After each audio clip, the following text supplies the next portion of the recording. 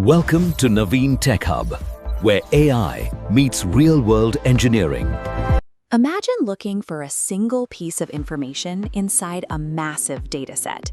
If you use a standard list, it's like walking into an endless library where you have to check every single book on every single shelf, one by one, until you find the right page. Python dictionaries offer a different approach. Think of a dictionary as a magical filing cabinet. Instead of searching, you just state the name of what you want, and the information instantly appears in your hands. This works by using a pairing system. Every entry gets a unique label, and that label is linked directly to your actual data. This connection is direct. Whether your cabinet holds 10 items or 10 million, it takes the computer the exact same split second to retrieve what you're looking for. This predictable, instant speed is what allows modern software to manage massive amounts of information without slowing down as the data grows. To create a dictionary, you wrap your pairs in curly braces, writing your label, a colon, and then the data associated with it. Many people try to pull data out using square brackets, but if you ask for a label that isn't there, the whole program crashes. A better way is to use the get command. If the label is missing, the computer just stays calm and keeps the program running. When you need to see every pair at once, you can loop through the dictionary using the items method. This gives you both the labels and the data in one clean motion. You can even store a dictionary inside another dictionary. This layered structure is how computers organize complex information, like a detailed user profile or a list of orders from a store.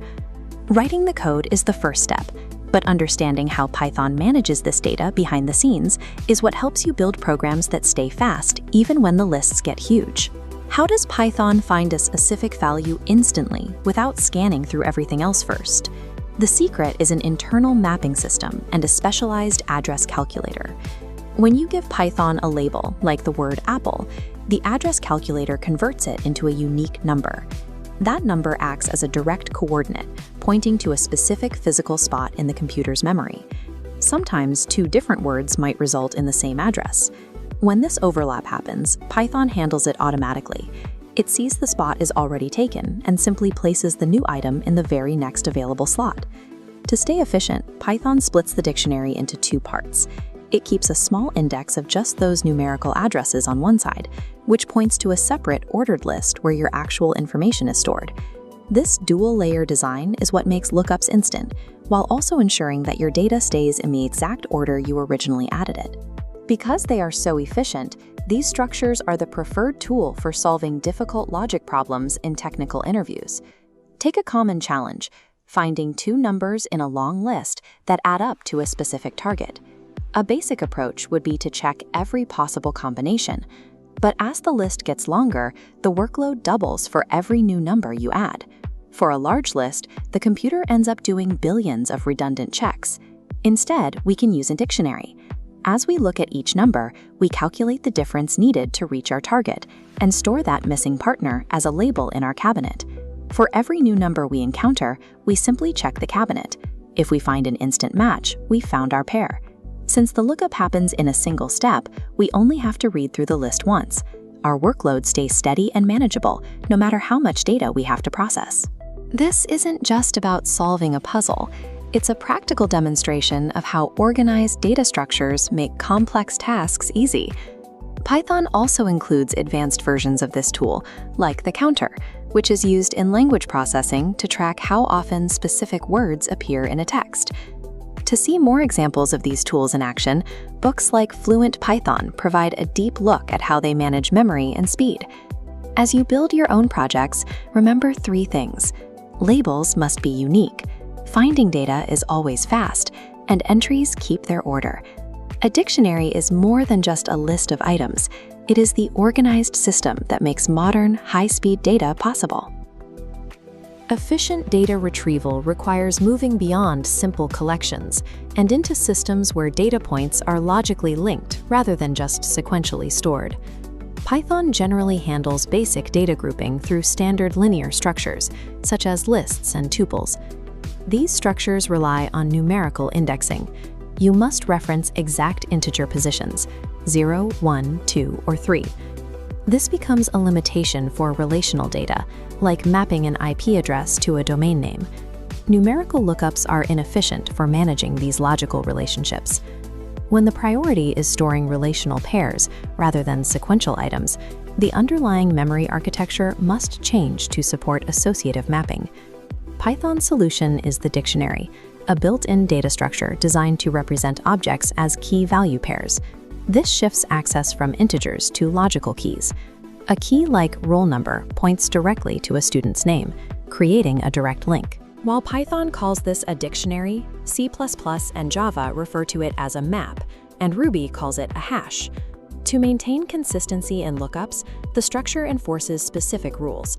Keys must be unique to avoid ambiguity, though multiple different keys are allowed to point to the same value. The structure is also heterogeneous, meaning it can store different types of data within the same dictionary, mapping an integer key to a string value or a float to a Boolean. These rules create a system where sequential order is set aside in favor of a direct, relational access model. Building these structures in memory involves several different initialization methods, depending on how the data is sourced. An empty dictionary is instantiated using either curly braces or the explicit dict function. Both commands allocate the initial memory required for the structure. If data is known at creation, you can populate the dictionary statically, defining key-value pairs, such as mapping 100 to Durga, directly in the code. Python also allows for casting. Here, a list of individual tuple pairs is processed by the dict function, which reshapes the sequential list into a mapped dictionary architecture.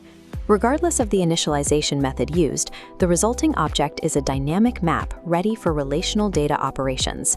Dictionaries are mutable, meaning their internal data can be updated or expanded in place without needing to redefine the entire object. Adding data is straightforward. Assigning a value to a new key, like 400 to Pavan, creates a new entry.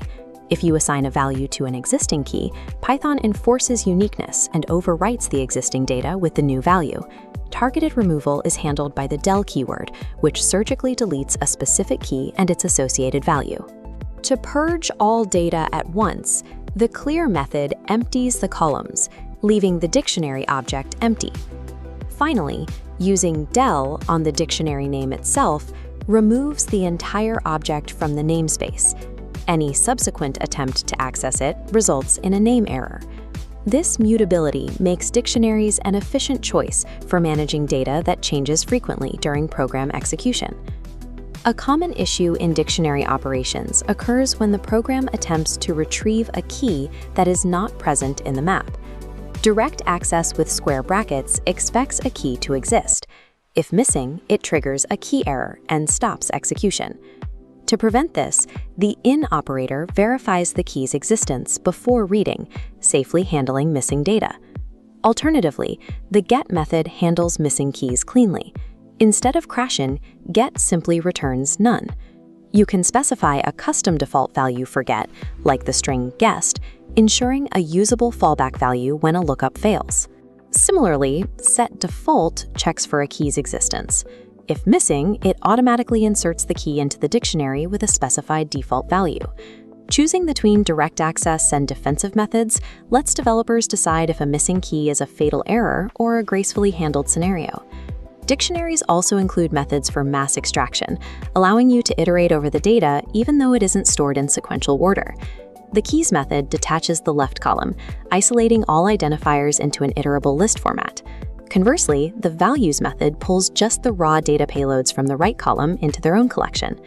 The items method deconstructs the entire math into a sequence of paired tuples, making it easy to process both keys and values simultaneously in a loop. These extraction tools ensure that while the data is stored relationally, it remains fully accessible for standard linear processing.